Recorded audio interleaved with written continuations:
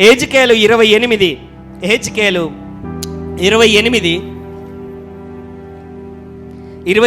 మీకు లోతుగా విషయాలన్నీ తెలుస్తాయి. 28వ అధ్యాయం, హెజ్కేలు 28వ అధ్యాయం 11 నుంచి 19 వచనాలు.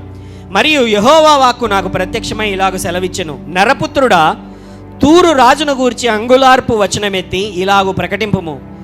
ప్రభువైన యెహోవా సెలవిచ్చున్నదేమనగా, సాతాను గురించి వర్ణన ఇక్కడ ఉందండి.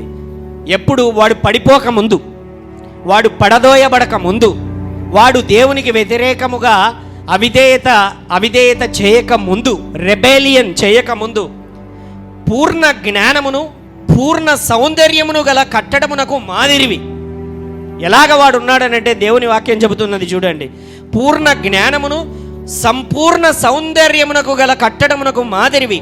దేవుని తోటయగు ఏదేనులో నీవు ఉంటివి. మాణిక్యము, గోమేధికము, సూర్యకాంతమణి, రక్తవర్ణపు రాయి, సులిమాను రాయి, మరకతపు నీలము, పద్మరాగము, మాణిక్యము అనే అమూల్య రత్నములతోనూ బంగారముతోనూ నీవు అలంకరింపబడి ఉన్నావు. హల్లెలూయా. ఎలా ఉన్నాడంట వాడు? ఆ రాయి, ఈ రాయి, ఆ వజ్రము, ఆ మరకతపు మణి, ఈ అమూల్యమైనటువంటి వజ్రములతో, మరకతపు మనులతో, ముత్యములతో వాడు అలంకరింపబడ్డాడు. నీవు నియమింపబడిన దినమున పిల్లన గ్రోవులు వాయించువారును నీకు సిద్ధమైరి. హల్లెలూయా. ఇంకా చెప్పాలి ఏంటంటే, కొంతమంది స్కాలర్స్, బైబిల్ స్కాలర్స్ రాస్తారు, హల్లెలూయా, వీనికి సైడ్గా ఏంటి అని అంటే, వాయిద్యము వాయించేటువంటి వారు కూడా నీకు సిద్ధమైరి, దేవునికి కాదు. ఇక్కడ ఏం రాయబడి ఉంది? వాని చుట్టూ కూడా వాయిద్యకారులు ఉండడానికి. అంటే that much of position had given to him. వానికి ఇవ్వబడింది అప్పట్లో. అభిషేకమునొందిన కెరూబువై. ఎలాగుంది? ఏ లెవెల్ అంటే వింది? అభిషేకమునొందిన కెరూబువై యొక్క ఆశ్రయముగా నీ ఉంటివి. అందుకే నేను నిన్ను నియమించి తిని, దేవుడు అంటున్నాడు. అందుకే వాణ్ణి బాగా అలంకరించి, వానికి కూడా ఒక డే ఏర్పాటు చేసి, వానికి ఒక స్థాయిలో అభిషేకించిన కెరూబువై వాణ్ణి ఉంచాడంట దేవుడు. దేవునికి ప్రతిష్ఠింపబడిన పర్వతము మీద నీ ఉంటివి. హల్లెలూయా. ఒక స్థాయిలో దేవుడు వాణ్ణి పెట్టాడు. కాలుచున్న రాళ్ల మధ్యన నీవు సంచరించుచుంటివి. నీవు నియమింపబడిన దినము మొదలుకొని పాపము నీ యందు కనబడు వరకు ప్రవర్తన విషయములో నీవు యథార్థవంతుడుగా ఉంటివి. ఏమున్నది? ఫస్ట్లో బాగానే ఉన్నాడు. రాను రాజగుర్రం ఏమైపోయింది? హల్లెలూయా. ఏమైంది? ఫస్ట్లో మంచి పొజిషన్ దేవుడిచ్చాడు పరలోకములో. ఆయన పర్వతం మీదనే ఉన్నాడు, కెరూబు వలె ఉన్నాడు. ఈ కెరూబులు, సెరాపులు, ప్రధాన దూతలు వీళ్ళందరూ ఎవరు అని అంటే నేను వివరించుకుంటూ వస్తాను రాబోయే సమయంలో. హల్లెలూయా.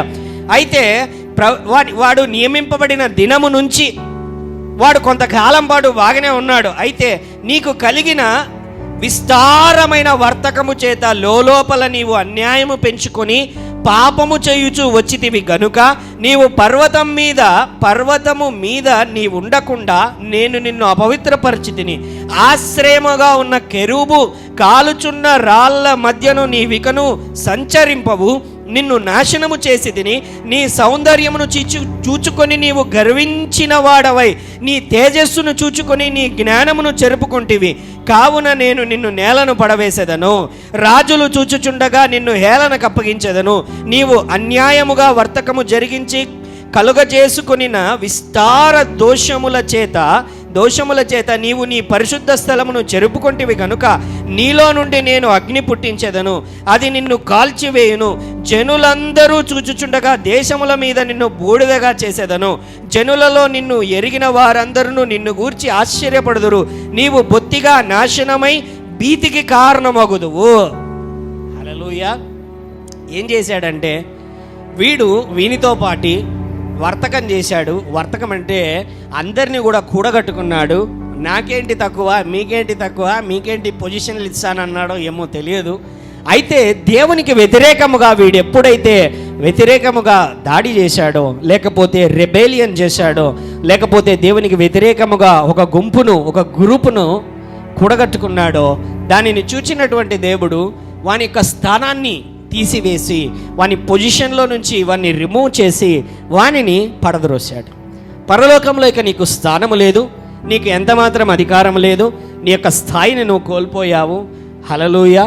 కానీ వాని యొక్క రూపం ఎలాగుంది చూసారా? వాడు పడదోయబడక మునుపు హీఈస్ వెరీ హ్యాండ్సమ్, బ్యూటిఫుల్. లేకపోతే వర్ణించడానికి బైబిల్లో ఇంతగా బాగా గమనించండి, యేసు ప్రభు తర్వాత అంతగా అభివర్ణింపబడిన వారు ఎవరైనా ఉన్నారు అని అంటే అది వీడే.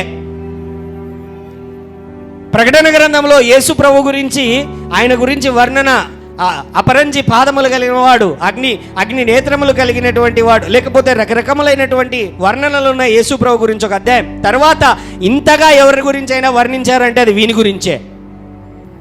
ఇంతటి స్థాయిని దేవుడు వానికి ఇచ్చిన తర్వాత వాడు వాని స్థాయిని చూచుకొని నేను కూడా దేవునిలాగా అవ్వాలి, నేను కూడా దేవుణ్ణి అవ్వాలి అని ఎప్పుడైతే వానిలో ఆ దుర్బుద్ధి పుట్టిందో, పరలోకములో కూడా పాపం జరిగింది.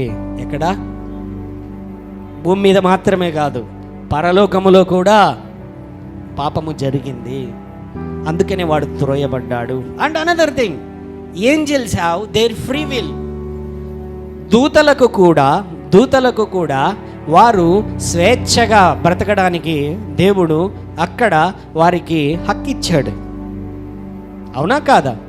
ఆ హక్కునిచ్చాడు కాబట్టి వాడు కూడా అక్కడ కూడా పాపం చేయబడింది. హల్లెలూయా.